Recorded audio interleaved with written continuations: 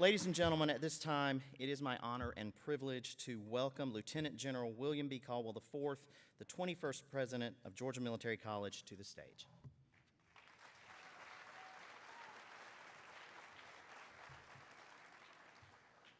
Wow, listen, this is a great day for Georgia Military College. And we really do want to again thank NewDay USA for their vision, their generosity, and their unwavering support of our students here at Georgia Military College. We're also deeply humbled to be a part of this historic moment. You know, this is the inauguration of the NewDay USA Leadership Speaker Series. This Speaker Series embodies Georgia Military College's values that serve as a testament of our commitment to fostering leadership and character in the development of our cadets and our students. In the audience today, surrounded by you who are here as visitors, are the future leaders of America. This speaker series is not just what happens on this stage, it's about the ripple effect that it creates in our lives, our communities, and beyond. It's about empowering each other to reach new heights and make a lasting impact in the world today.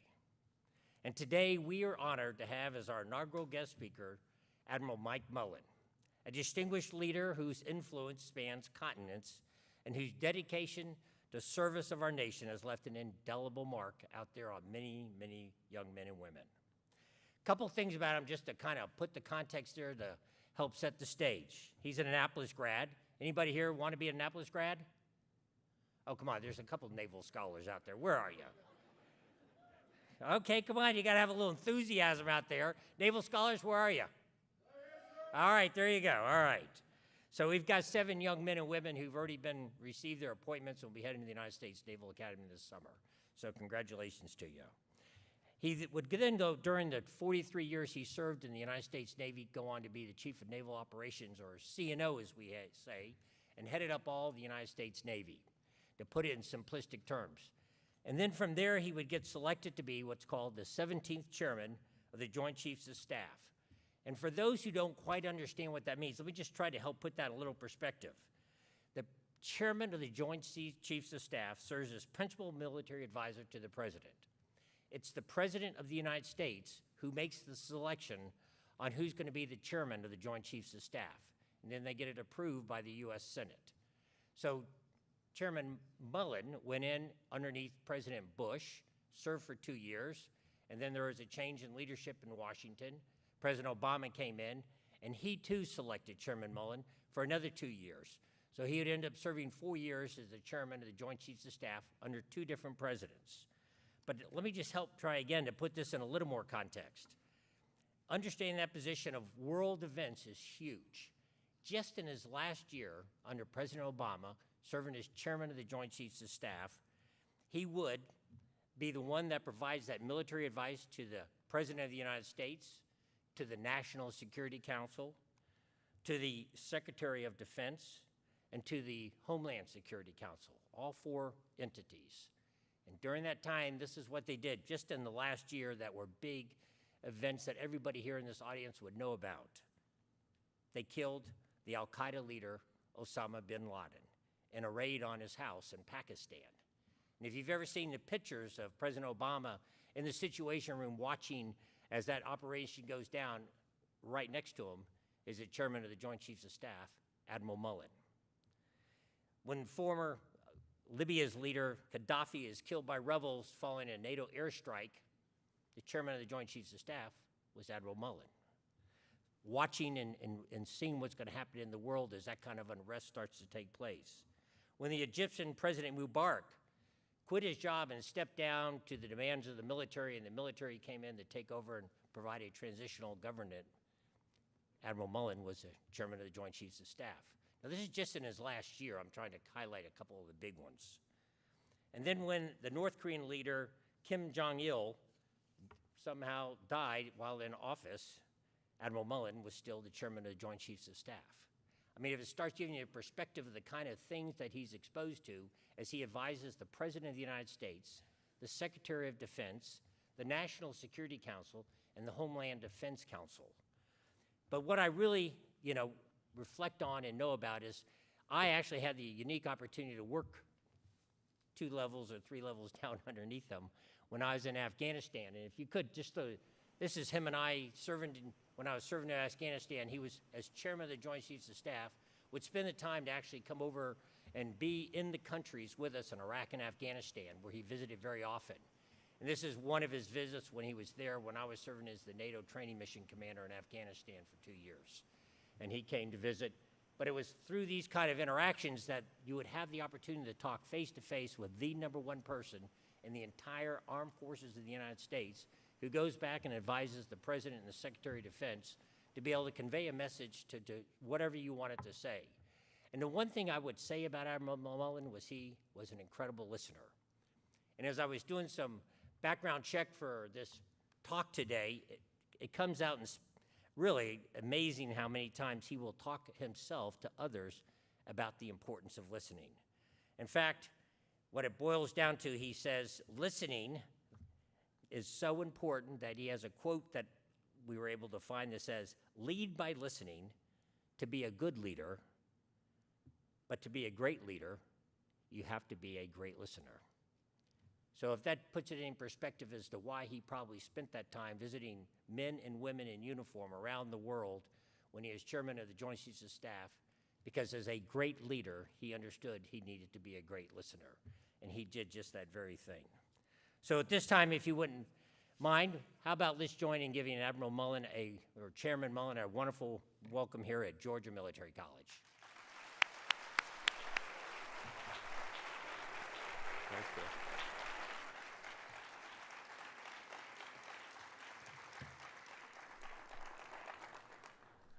Thanks, Bill.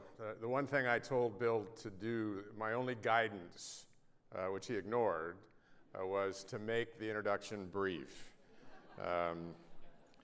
It really is a great pleasure to be here today with you, and the focus of my lecture, if you will, it's not really a lecture of certainly what I talk about, is really going to be on the young people in the audience.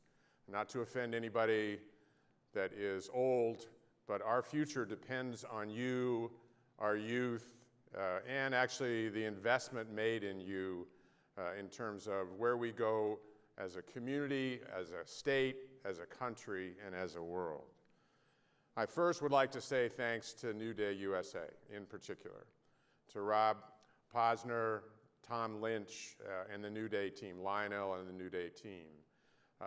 They have invested heavily in an area that I think is absolutely critical here at Georgia Military College in a way that really will make a difference long term. And they also, as you've heard recently, spend a fair amount of time investing in veterans and their families. In some of my spare time, I spend a lot of time with veterans and families, as does my wife, Deborah.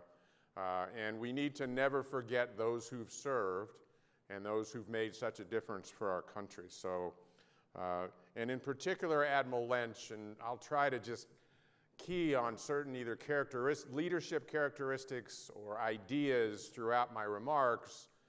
And one of them is mentor. And Admiral Tom Lynch, who you just saw on stage, was one of my mentors when I was young.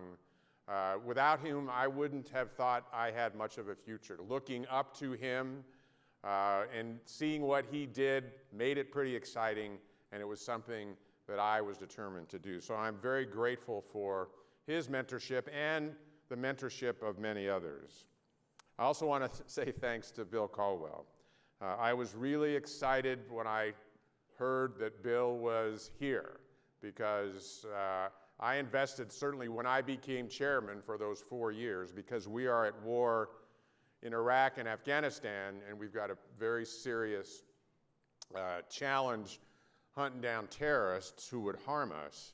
I met an awful lot of leaders from other services. Yes, I'm a Navy guy. I was in the Navy for 43 years, and I'd like to beat Army every single day. That said, we've got great leaders in all of our services, and service to our country in that regard is pretty remarkable. And Bill Caldwell, and he was a general back then as well, was one of the best. And I know, I'm preaching to the choir here. I know you know that because he's been so good here. But when I found out he was here, I certainly wasn't surprised that this place is in as good a shape as it possibly could be. He and his wife, Stephanie, were a great military couple, cared deeply about our troops and their families, and they're doing the same thing here. So I really was delighted to hear he was here. And one of the things about Bill, and this goes to sort of leadership ideas, leadership characteristics, I learned to trust Bill very quickly and depend on him and delegate to him. So I talked about mentorship, I talked about trust in a leader, and I had perfect trust with him after I got to know him, and he absolutely never disappointed, and obviously I think you do as well.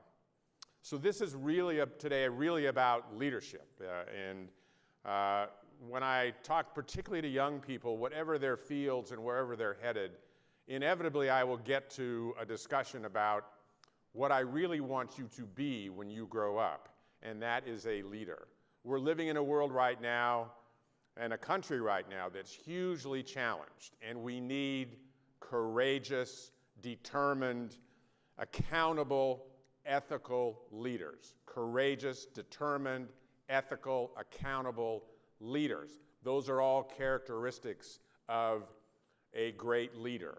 And that's what this institution is focused on. And you couldn't, honestly, you couldn't be in a better place. And I'm so delighted to see the changes since General Caldwell got here, where we have added those younger grades. Because these days, from my perspective, you can't start young enough, and you do that here. And for young people, we put a tremendous amount of pressure on you early about what you're going to be, where you're going to go, what's your profession going to be. And the only thing I would like to have you commit to long-term is to become a really exceptional leader. You're in a great environment here, so you can learn how to do that, because that's what we need in every profession, not just the military. In the civilian sector, in the education sector, in the medical sector, you pick it. In the technical world, we need great, accountable, ethical leaders with a great moral compass. And you're in a great position to do that. So how do you get there? And honestly, there's no easy path. This is not something that just shows up. You have to work at it. And talking to General Caldwell and others here, I know that you get put through your paces here, which I think is a great thing. When young people ask me how to get ready for the future, my immediate response is, you need to take the hardest jobs you possibly can. I don't know what the future holds. It's a pretty confusing time. It's a very, very tumultuous time around the world and even here in our own country. So for you to be in a position down the road to be able to lead people and lead us through this and out of this to a better place, you need to take tough jobs, because you will learn skills in those difficult jobs that will impact you for the rest of your life. You need to create and depend on great people. You cannot, none of us, myself included, none of us can do it alone. You need the talent around you.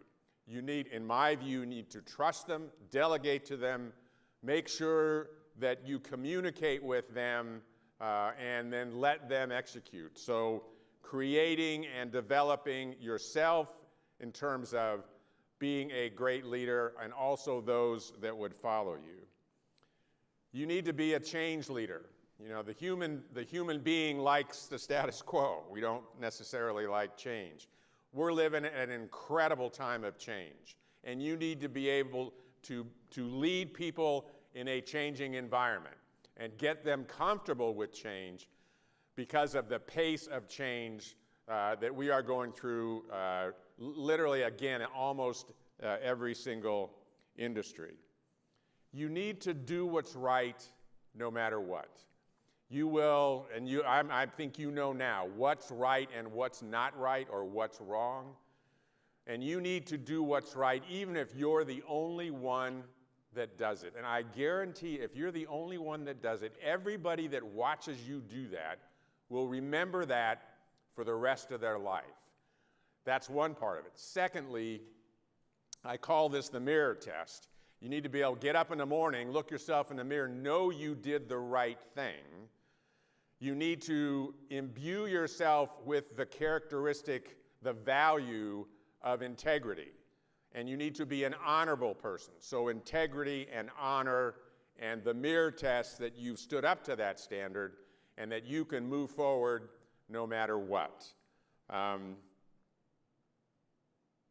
You need to figure out how to take calculated risk. Again, this is part of change. And I'm not saying take unnecessary risk, but how you take calculated risk. When you look at a situation, what are the risk variables, if you will, and how much is there, and what do you do to mitigate that risk before you take a decision that incorporates that risk? I mentioned trust before. You need to trust others, and they need to trust you. Because actually, if that doesn't exist in your institution or in your working environment or even here at school, there's not much hope for leadership development as far as I'm concerned. I mentioned mentorship. The only thing I would ask of anybody who is being mentored here is when the time comes, and this is all I've ever asked for anybody that I've mentored, when the time comes, pay it back. Find someone that you can connect with that will cherish and respond to and develop with your mentorship. So I need you to be mentored in many cases, and also when the time comes to mentor those that come behind you. To me, you need to be inclusive. You need to give everybody an opportunity. And given that opportunity, they then sink or swim. You can't do it alone. You need to be a good teammate. I'm a big sports guy from a long time ago, and I played on teams and developed the competitive spirit. I like to win. I don't like to lose. Never have. But you need to be a good teammate and take care of your teammates. You need to be fair. And one of the, certainly as long as I've been around, one of the things you learn is life isn't fair, but you need to be and can be fair. And you need to seek a diversity of views. General Caldwell talked about being the chairman of the Joint Staff, and major decisions were essentially on my desk almost every single day. And the tougher the decision and the more senior I was, the more diverse views I had in the room, and that would allow me to make what I believed was the best decision. Their inputs and their different views of the world, and sometimes they argued pretty strongly with each other, but having that diversity was really, really remarkable. Humility is a strength, arrogance is the opposite. And I would hope that you would spend some time studying history. We're not very good at that in America. Studying culture. We're not overly good at that until we're in it. I didn't know much about what the culture was in Iraq before I was there.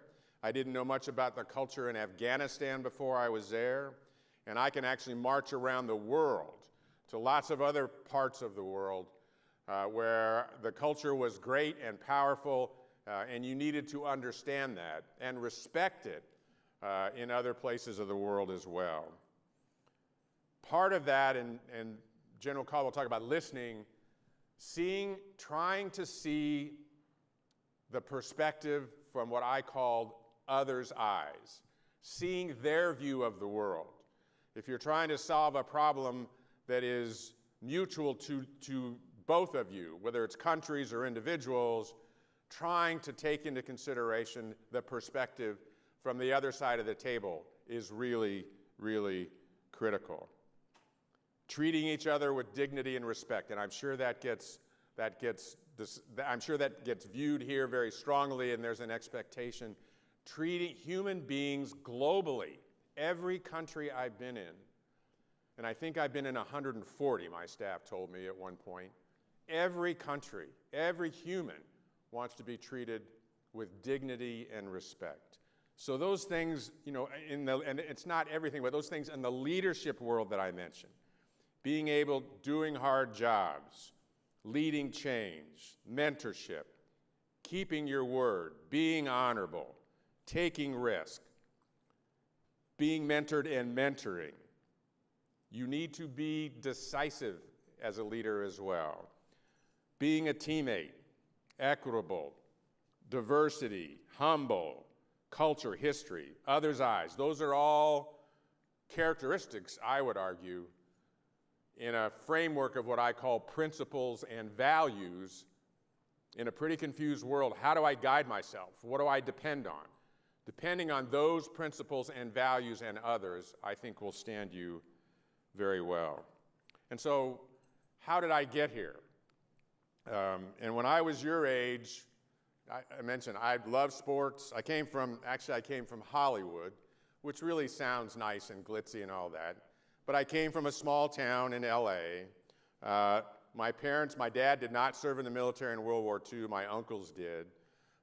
We didn't travel back then out of state. I think I was out of state one time where my parents, who grew up in the Midwest, my mother lost the farm, my father lost his parents when he was a teenager, and they were what I call depression kids. And so in our house, and there were 5 of us, and I was the oldest, there was an expectation, because my dad was the first one to go to college, that I'd go to college.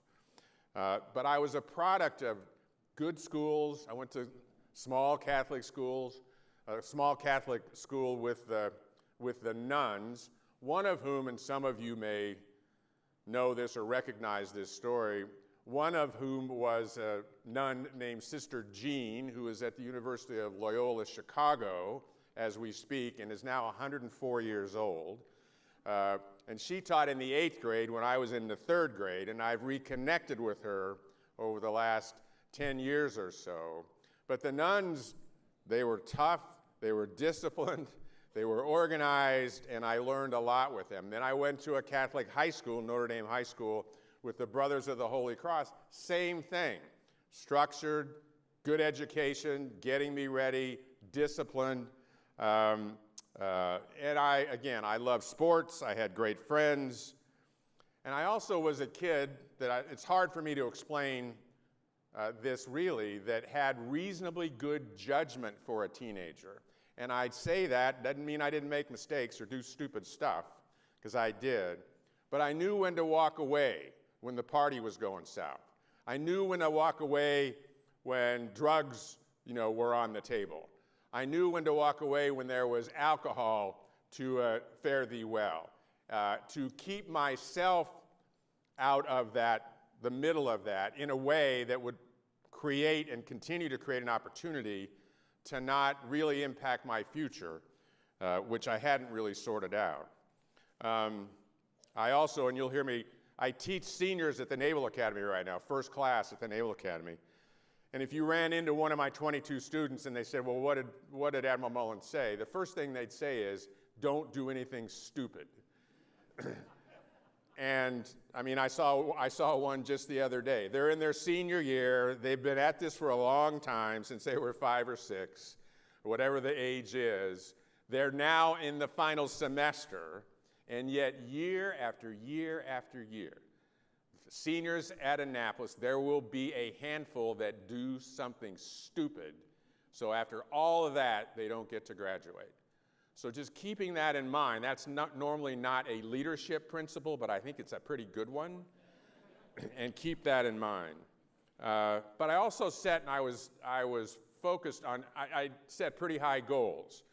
So I went to the Naval Academy, took some risk, had no background, had never been on an airplane, flew from Los Angeles to Baltimore at the end of June, got out, it's 90 degrees, it's 90% humidity, and I couldn't believe anybody lived in that kind of weather. But I also that day, in the next few days, met over 1,000 of my classmates, then all men from all over the country. And as I said earlier to a smaller group today, the country just opened up, because I didn't know anything outside my 10-mile radius of where I grew up and where I played sports, where I went to school. and actually where many of my classmates, both in grade school and high school, stayed. I was excited because I learned a lot about the Northeast, the Northwest, the Southeast, the Midwest, the Mountain West, et cetera, because of the backgrounds of my classmates, who have remained my best friends to this day. Remarkable then young men, and then in the 80s, since 1980, actually, they're actually mid-1970s, women have been at the service academies, and rightfully so. So that's kind of, and again, I took a chance. When I talk to these young midshipmen that I teach, and others as well, and I'm in the last quarter, of my game, there's no question about that. But one of the things I tried to keep center in all that, or three of the things really, were faith, family, and friends. And that's back to what I said earlier. You want to keep those central to your life so that when you get to where I am, and it happens sooner than we all think or know, you haven't lost those things, because at this point in the last quarter, it's almost the only thing that matters at this point. So those three pillars, if you will, have guided me for an awful long time. Hold on to these. And again, I was fortunate because I went to good schools. Again, my father, who lost both his parents when he was a teenager, by the time he was 17, put himself through school. He was a hard worker, spent his last dime making a phone call to the West Coast to take a job in public relations, which is where I grew up in the Hollywood world, entertainment world per se.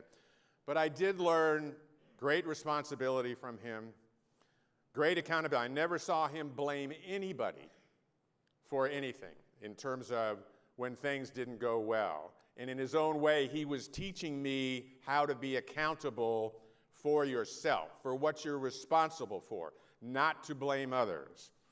And then my mother, who raised 5 kids, who worked until she got married and then raised 5 kids, who was a great collaborator and was remarkably non-judgmental, which I didn't understand when I was a kid, but I took that away from that upbringing over the 17 years that I lived at home. And we had to be frugal. Again, we didn't have a lot of money. They were Depression kids. But they both read a lot. I read a lot. They both wrote a lot. I wrote a lot. So reading, writing.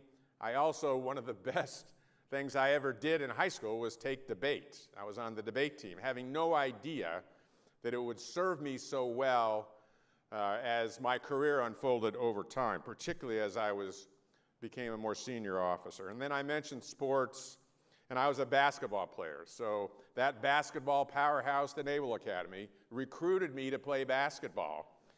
I had a hankering as a kid, for a reason that I can't even explain to this day, to go to school on the East Coast.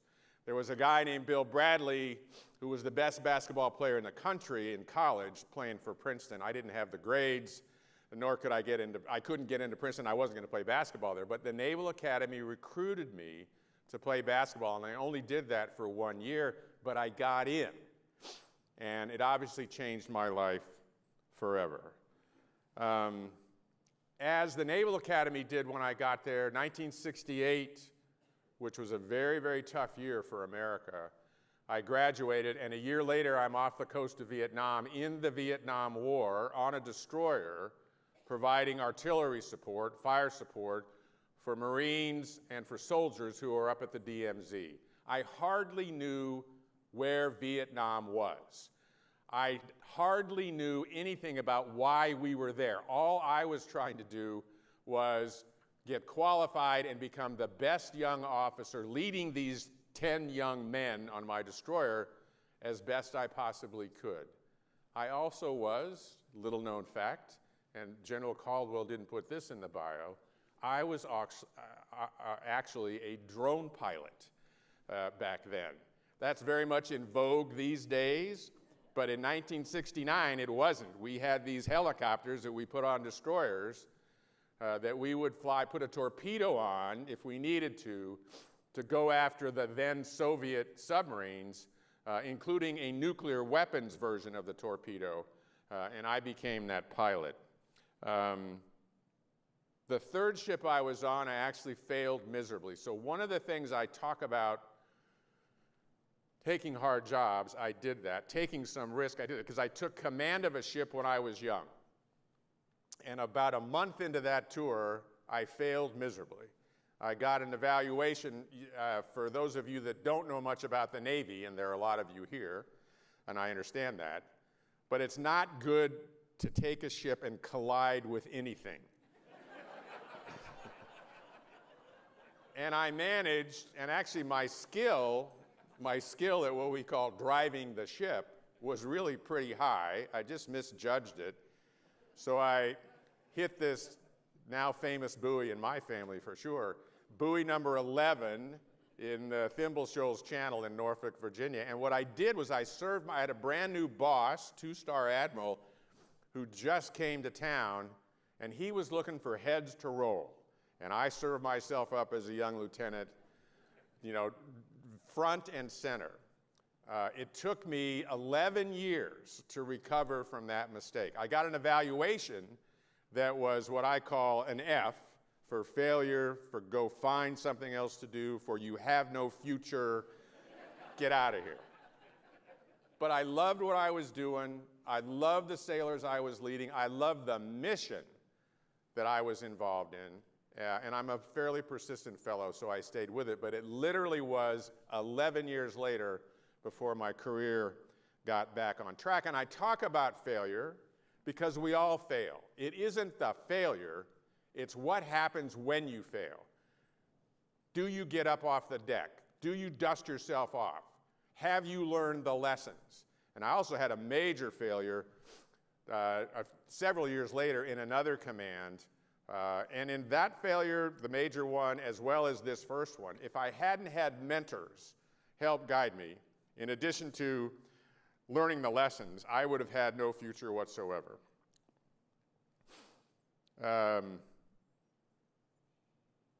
As a senior officer, as a flag officer, my wife and I moved to Norfolk, Virginia, 2000, and literally a week later, USS Cole gets blown up in Yemen. We lose 17 sailors, and the next day, we're alongside those 17 family members, and my wife leading that effort because she was so focused on families and their support. And that's really when the world started to change, even though we probably didn't recognize it, and then a year later, literally a week after I got moved back to the Pentagon, that plane flew under, on 9/11, that plane flew in under my office at the Pentagon. And I had my 2 assistants who looked out, we were up on the 4th level, and I had my 2 assistants look out the window as they saw a 757 fly in under their feet. That's the day the world changed from my perspective. Against the odds, and certainly against what I thought would happen, a few years later, I got picked to run the Navy, and then 2 years into that 4-year job, which is also a message. You think you know what's going on, you think you got your antenna up. President Bush asked me to take over as chairman of the Joint Chiefs. Furthest thing from my mind. And that obviously changed our future considerably. We were in Iraq at the time. This is 2007. It was going very poorly. And that's when I jumped in to learn as much as I could about the United States Army. And I love my Army, and I know a lot about it. And that's where I met many officers like General Caldwell. General Caldwell mentioned, many of you, I know this is history, but General Caldwell mentioned I was there the night we killed Osama bin Laden. Today is the 13th anniversary of that particular day. And what I was struck,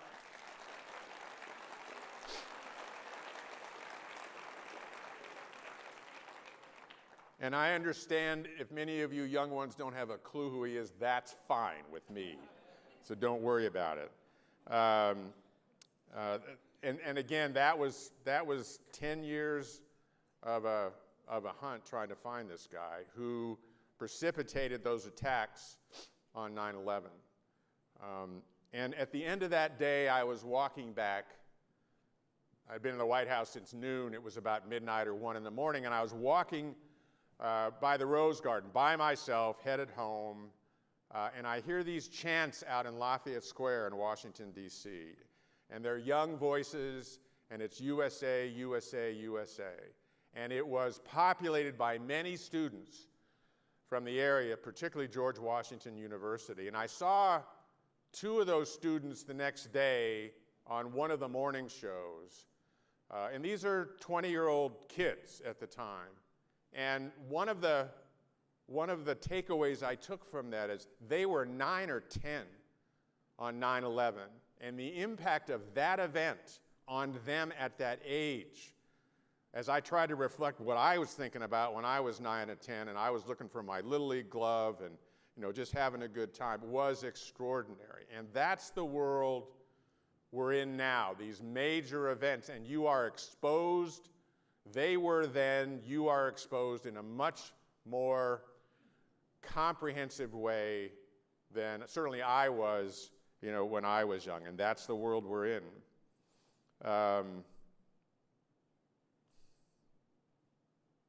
General Caldwell mentioned President Bush. Again, it's the end of his presidency. Things are not going well. And then President Obama comes in, and it's all hope and change. It's a new administration. It's going to be great, all those things. And then the reality sets in. My first meeting with President Obama, which was about a week after he got elected, he was in Chicago. And it was just me and one note taker in a room. And he said, well, tell me, he said, I've been working hard chasing this bus. I caught it. What's on it? And I said, Mr. President-elect, this bus is loaded.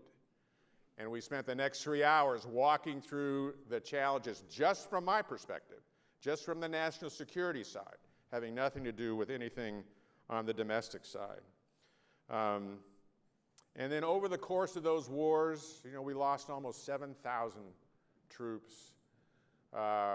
We had some 60 or 70, this is Iraq and Afghanistan, 60 or 70,000 who were wounded, and I dove into that space with my wife to try to understand it. And I wanted, and this is for the communication piece, and this is Vietnam.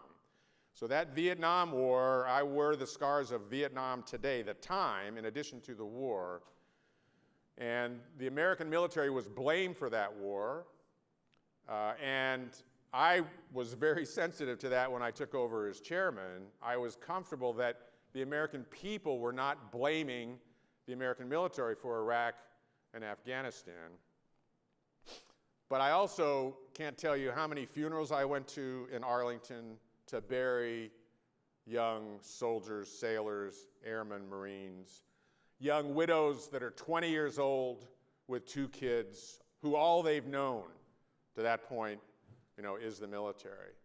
And my wife and I made multiple trips to Dover, where we bring back those who've died in theater for what we call a dignified transfer. And we were there with their families, if you can imagine the grief that was in that moment. And I was very anxious from a communication and a public affairs and a publicity standpoint to have that be as open as possible, because I wanted the American people to see what was the worst part of war and to say in our democratic process, this is okay, we'll continue, or it's not okay and we're going to stop. That, and I, back to my roots where I grew up in the publicity world, I'm a big Fourth Estate guy. They've got challenges. I believe in engaging the press. I did that routinely. And I wanted the American people to know the story of these young men and women who were fighting and dying and sacrificing, making the ultimate sacrifice. And I continue to this day, as does my wife, tend to veterans and those who were wounded, in those wars in particular.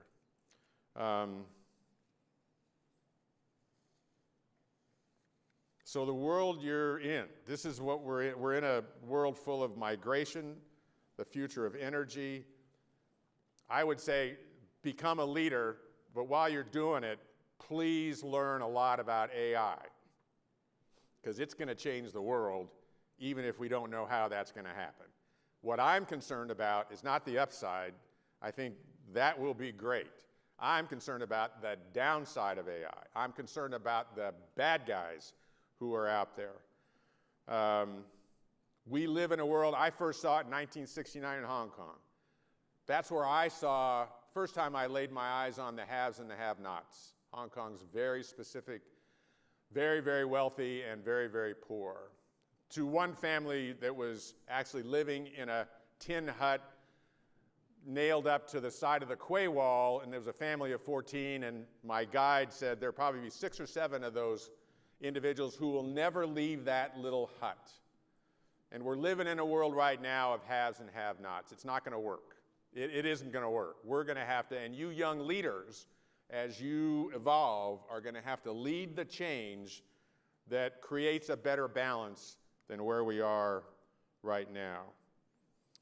I'm a big believer in economies. When economies do well, the conflicts are much less likely to break out. Parents around the world want to raise their kids to a higher standard of living. So when economies do well, I got less work, and that's a really good thing. Obviously, and this is becoming more and more critical, is the national debt that we have. We are going to leave, me, some who are in this room, we're going to leave you with this problem. And I don't know how we get out of our debt, which is spiraling out of control and continues to be. Even recently, I hear people talk about, well, we'll just keep printing money. Long term, that isn't going to work. It isn't going to work. It'll bankrupt us at some point. Again, back to the ecology. Where we are, we've got war on the continent in Europe. Everybody in Europe has feared war on the continent for centuries. And the last one we had was in the 40s, and it's back. And this guy is not going to stop with Ukraine. He will only stop where he is stopped, and we need to do that. Obviously, the Middle East, which is not spinning out of control, but it is expanding, and it worries me greatly. So this, again, is the world that you are going to become leaders in, whatever your profession. The expansion of focus on space, which is exciting. And even our own democracy. I've spent far more time studying democracy than I ever thought I had to do. I'm an old guy. It's treated me pretty well. It's much more fragile than we realize, and we need to take care of it together, whatever our views are, to make sure that it will thrive for you as you take charge. As young people, you will come upon just 3 or 4 or 5 really big choices in your life. I talked about making decisions. You should take inputs from all those you respect before you make a decision. You did that to some degree coming here. You will do that based on where you go to college or not. You will do that in terms of whether you choose to get married, live with a significant other, have kids, your profession. There are 5 or 6. Don't try to just gut instinct that stuff. You really should be deliberate and then make the decision, and you own the decision, because then you're accountable for it. And if it doesn't go well, you're the one to blame. You can say, I accept that, and you can move on and not blame somebody else for the rest of your life. So I frame this sort of at the top level with 4 corners. Some of us in the room would remember the University of North Carolina basketball team. Way back when, they had an offense called the 4 corners. It wasn't a very fun game, but they won a lot. These 4 corners: integrity, remember I said earlier, honorable, integrity, accountability. One of the reasons I love the Navy, one of the reasons I love going to sea, is when you're the captain of the ship, you are completely accountable for everything that happens, good and bad. And I love that challenge. I loved leading troops to make it good and not make it bad.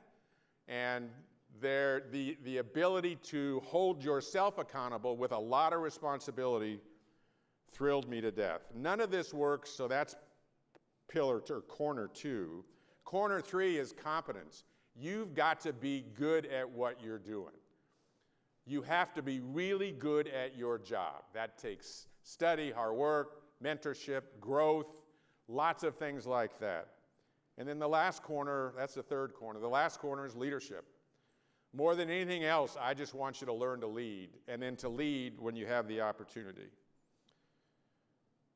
So finally, and I've said this a few times, focus on leadership, take care of yourself, and take care of those around you. Take some chances while you're young. Not stupid, okay? Nothing stupid, but take some risk. Seek mentors, professional competence, be curious, humility, courage, ethical North Star. Know or try to figure out what you want to be and all that, but above all else, be a great leader. Thanks.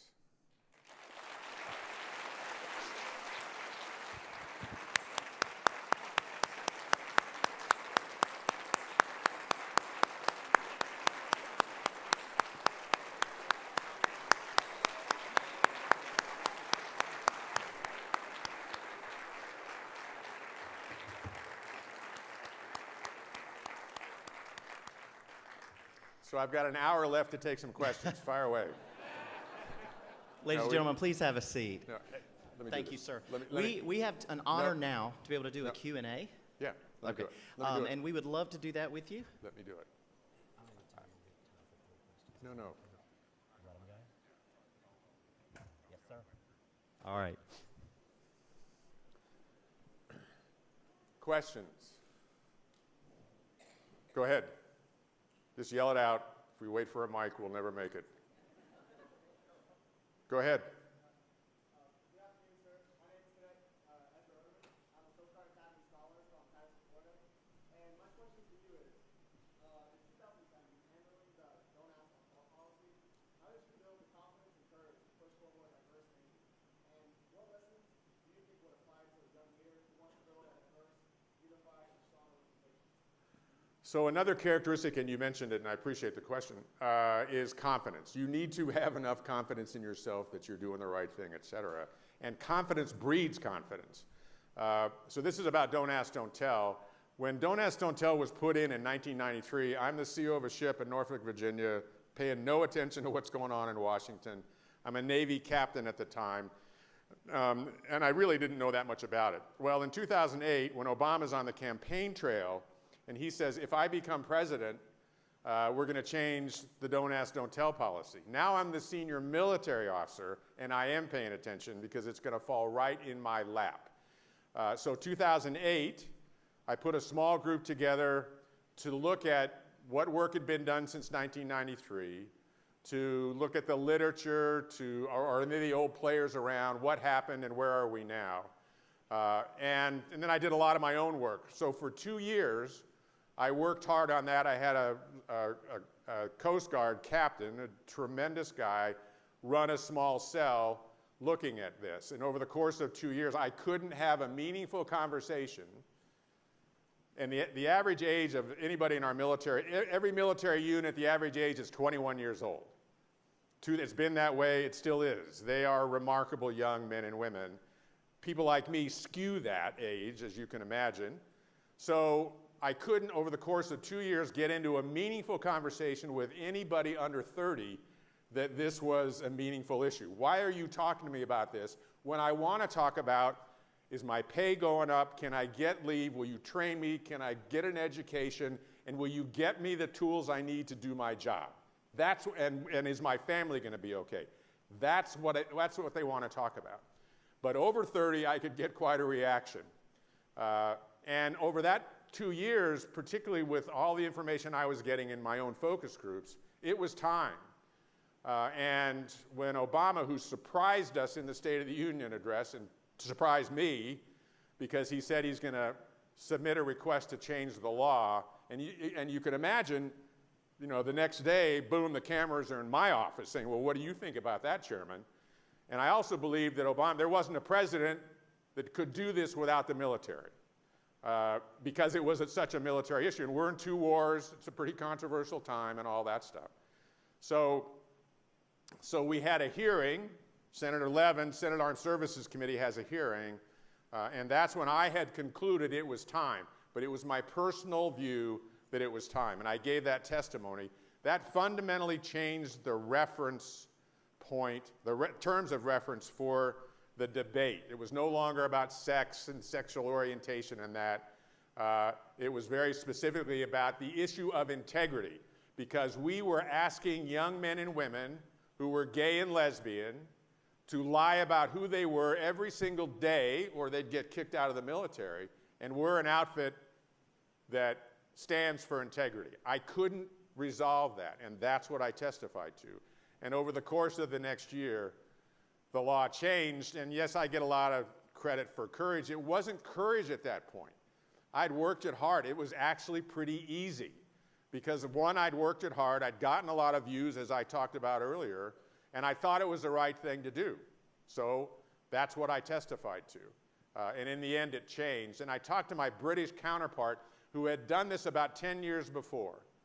And he says, he's a good friend of mine, and I said, so what happened? He says, well, there was a big flubub before the law changed. The law changed, and after that, it was pretty much a nothing sandwich. And it's been a nothing sandwich. Yeah.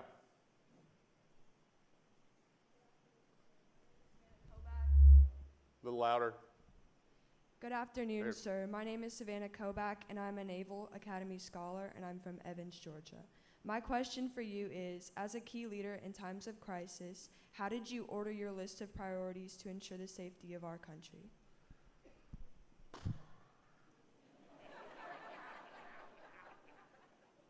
I'm serious, it'll take me an hour to answer that question.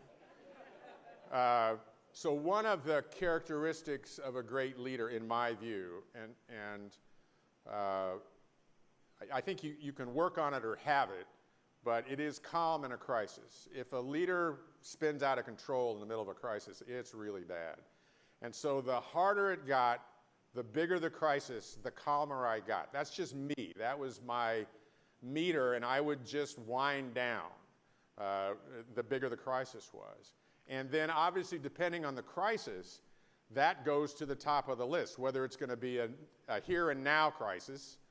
And one of the things that Bob Gates, I wasn't somebody that had worked in Washington before I was a flag officer. Bob Gates, Obama was his 8th president, and he became a great friend, and he was a great SecDef. And he and I were standing outside the Pentagon waiting for President Bush to come over after I'd taken the job, and we were going to talk about something. And we just had a really bad 2 or 3 days, and I can't remember the specifics of it. And I said to Bob, I said, has it always been like this? He says, no, because in the old days, and this is in the 90s, you used to have a crisis, it would come up on the table, you'd take care of it, and it'd be off. Now the crises all show up, and nothing gets moved off the table.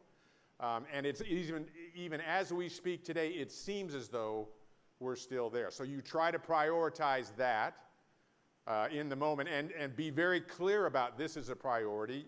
I, again, delegate. And this is also, I won't bore you with the law about the chairman's job. General Caldwell knows this because he actually worked in this office.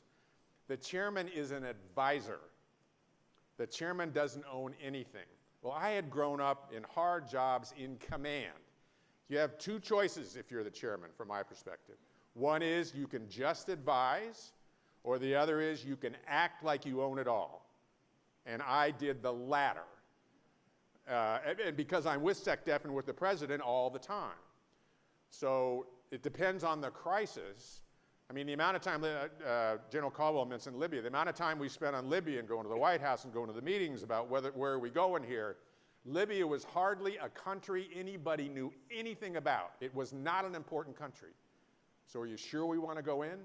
Gaddafi's a bad guy. I get that. Having those discussions, and it was hours and hours and days to get there in terms of what President Obama eventually decided.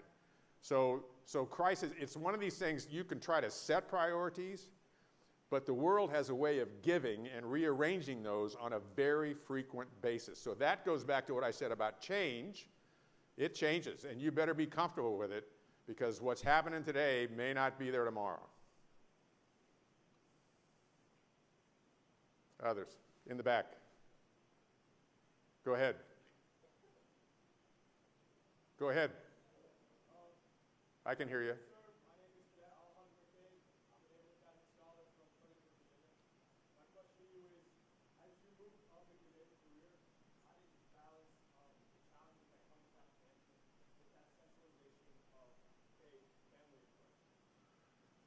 Not as well as I could in terms of balancing it, although for 20 plus years, and particularly in those very senior jobs, I had a group of classmates, mostly classmates, and every year we go away for a week and play golf. And I made sure I did that. I would have to plan it on my calendar a year in advance, and I only lost it one particular year because they kept me grounded.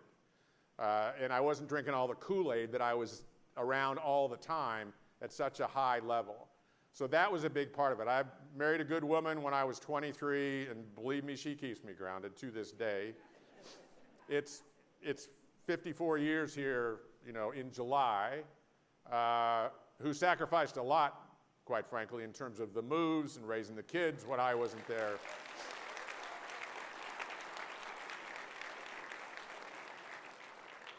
So this goes back to what I said. One of the principles is don't do it alone.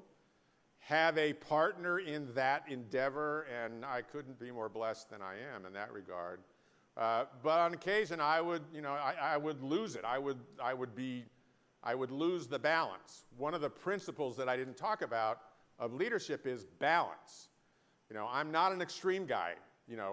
Almost in any situation. Now, sometimes I will be. It depends on what's going on and what the crisis is. But balance in your life is really key, which is why I mentioned that. And I had a young officer in 1980. I'm deployed to the Persian Gulf for the first time. And in our community, the red badge of courage used to be each month, you get 30 days of leave a year.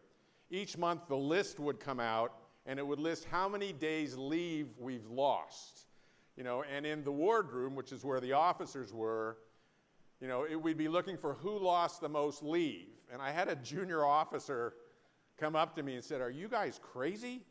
This is a benefit. You're supposed to take time off." Literally, of course, the light goes on. Literally, from that day in 1981, I think, I never lost another day of leave, right through the time when I retired. Because you got to get away. And when the boss gets away, I'm assuming you take leave here, Caldwell. Guess what happens when the boss gets away? Everybody else gets to take a little time off. Isn't that nice? A wonderful concept. But I had to work at it. I couldn't just say it, because the life and the job and the challenges can consume you. Anybody else? Good morning, sir. Morning. My name is Audrey Shirk. I'm a Coast Guard Academy scholar from Paducah, Kentucky. I understand that you touched up on this already, but when it comes to having such a high responsibility position, what gives you the confidence in your decision-making process, and how do you rely on the people around you? Well, I pick really good people. I mentioned having a really diverse group of people around me, and believe me, their views were different. I understood, back to early, I loved responsibility, so I never really had a problem with that. And I was willing to make a decision, or in the case of being the chairman, certainly make a recommendation. And again, General Caldwell pointed this out. As a chairman, you make a recommendation to the president with a group of options. So the bin Laden kill, we had an option to go B-52s and put a crater there. We had an option to do a remote drone, or we had an option to send in the SEALs. And I actually went out and saw the SEAL rehearsal the actual rehearsal, and that's part of leadership as well. Don't get stuck behind your machines. Get out on the deck plates. It's called management by walking around. I'd call it leadership by walking around. Get out and see the truths. So I basically would, approach it that way. And so I'm going to make a huge recommendation to Obama on what to do here, and I want to know as much about that as possible.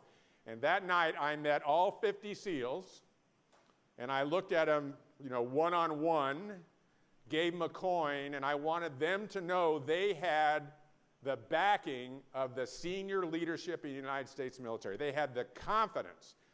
And I had been in Afghanistan, the first place I would go, almost every time I went to Afghanistan, and I went there a lot, the first place I'd go would be the Special Forces in Bagram. And I had seen these young Special Forces, Rangers, Green Berets, SEALs, SEAL Team 6, Delta. I'd seen them do hundreds of raids. And I knew the leaders as well. So I had great confidence that if the president chose this option, they would execute, and obviously they did, not without challenges, because, as is always the case, Murphy shows up. It never goes like you think it's going to go. It's the old Mike Tyson quote, the famous one, everybody's got a plan until they get hit in the mouth. That's what happened when we lost that helicopter. But they had rehearsed something like that, and the guy that actually saved that mission was that helicopter pilot. Because the one piece we didn't get right was how hot it was going to be inside that compound, and he was going to fly over it, and he ran out of air, and he started to auto-rotate, which is never a good thing in a helicopter, and somehow he managed to put the tail of that helicopter up on top of that wall, and the SEALs got out and executed the mission. And I also want to give President Obama an enormous amount of credit for that operation, because we didn't know for sure. We didn't have a smoking gun. And he took, in my view, this is the middle of 2010, in my view, he bet his presidency on that mission. Because if it had gone bad, and his numbers in mid-10 weren't that good, if it had gone bad, my view was he wasn't going to make it through the next election. And we didn't have a smoking gun to know he was actually there. So, you learn a lot as you go, and I've always had a reasonable amount of confidence in what I'm doing,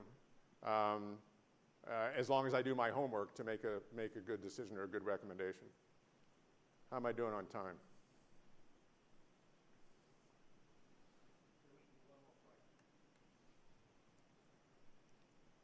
Sure. Good afternoon, sir. My name is Grady Shaw. I am a Naval Academy scholar from Naples, Florida. And my question was, what do you think was the most important thing that got you from your failure that set you back 11 years to being the chairman of the Joint Chiefs of Staff?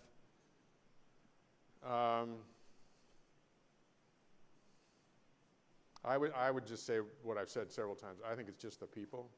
I love the sailors. I love the soldiers and Marines when I got into that senior position. I was decent at picking good people, and I depended on them. I delegated to them. I trusted them.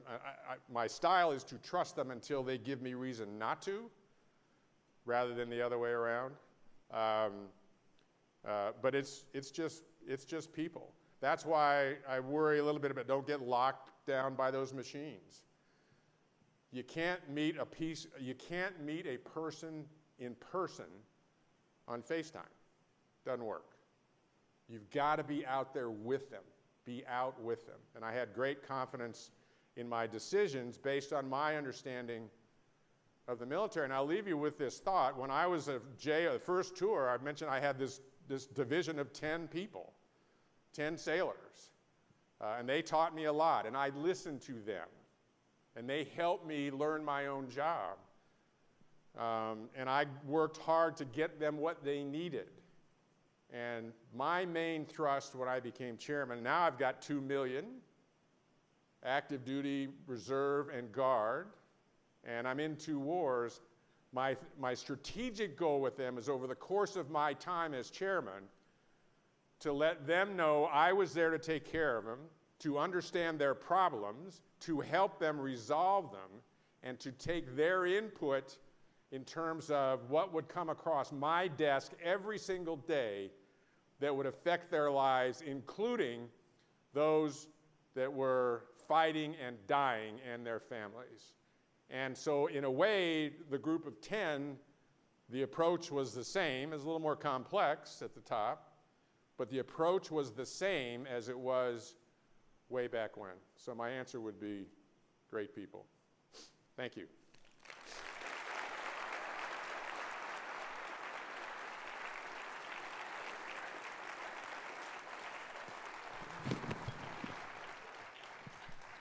Thank you, and thank you, Admiral. At this time, it is with great pleasure that we gather to extend our sincerest appreciation to Admiral Mullen. Joining us on stage, Cadet Colonel Kyer Manlove and Regimental Commander and Cadet Lieutenant Colonel Emma Kate Godine, our Preparatory School Battalion Commander, the Chairman of the Board of Trustees, Mr. George Hogan, and President Caldwell, to present Admiral Mullen with a token of our appreciation.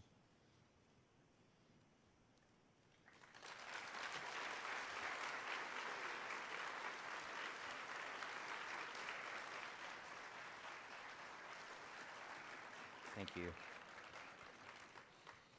Ladies and gentlemen, as is our tradition at GMC ceremonies, I would like to ask Cadet Jade Stevens to lead us in the cadet prayer. Everyone, please stand.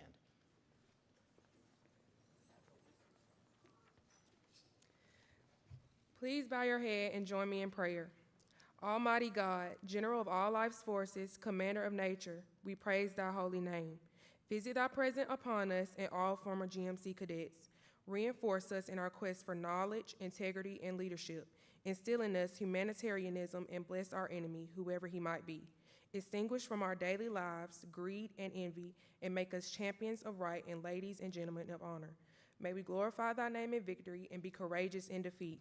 Help us ever to think first of our comrades and secondly of ourselves, and always of thee.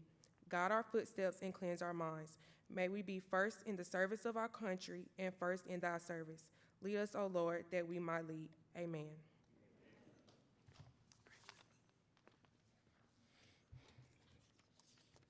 Ladies and gentlemen, as our inaugural New Day USA Leadership Series draws to a close, it is our profound desire that you have been inspired by today's insightful conversations and invaluable lessons on leadership. If you would like the opportunity to meet Admiral Mullen, please remain in your seats as the students exit the auditorium. Once the students have exited, you may proceed to Pursley Gallery, which is right outside. And members of our support team will guide you to where the meet and greet will happen. Again, thank you for joining us this afternoon. We hope to see you at 8 a.m. in the morning for a parade. Cadets don't have a choice. And this concludes today's presentation. Thank you.